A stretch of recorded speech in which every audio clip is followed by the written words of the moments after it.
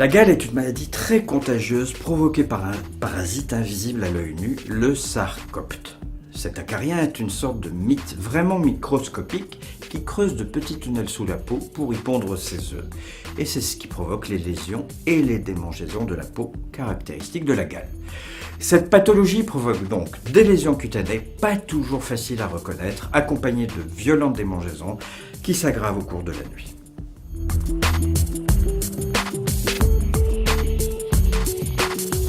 Les démangeaisons sont les premières manifestations de la gale. Elles surviennent le soir, au coucher ou pendant le sommeil et elles entraînent des épisodes d'insomnie. Elles peuvent aussi survenir après un bain chaud.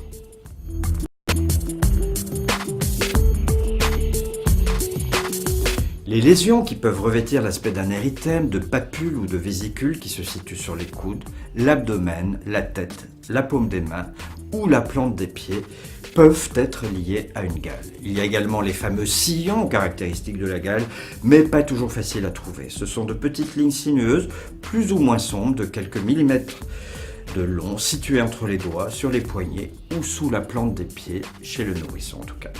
Parfois apparaissent également des épisodes de surinfection avec des lésions de type impétigo.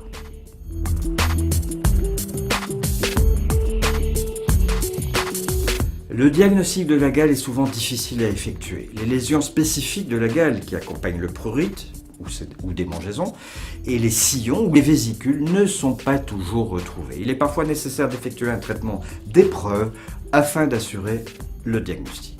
Ne pas hésiter à penser à la gale quand plusieurs membres d'une famille se grattent, et ceci même avant l'apparition des manifestations typiques comme les sillons sous la peau.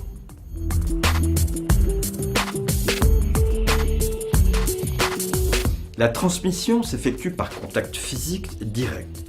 Le contact peut se faire avec les vêtements, les serviettes ou par les draps. La transmission peut se faire aussi directement avec la personne infectée.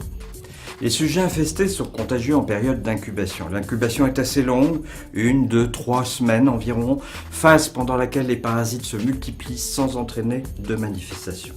Les épisodes de gale surviennent souvent en collectivité comme dans les écoles ou dans les maisons de retraite par exemple, avec parfois des dizaines de personnes contaminées, rendant la prise en charge très difficile. Un dernier point, on reste contagieux jusqu'à 2 jours après le traitement.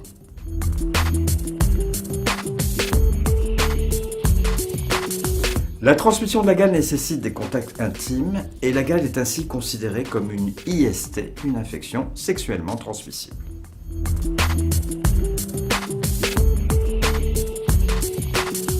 Ne pas hésiter à consulter son médecin devant l'apparition de démangeaisons accompagnées d'éruptions, surtout si plusieurs personnes de votre entourage présentent le même type de problème.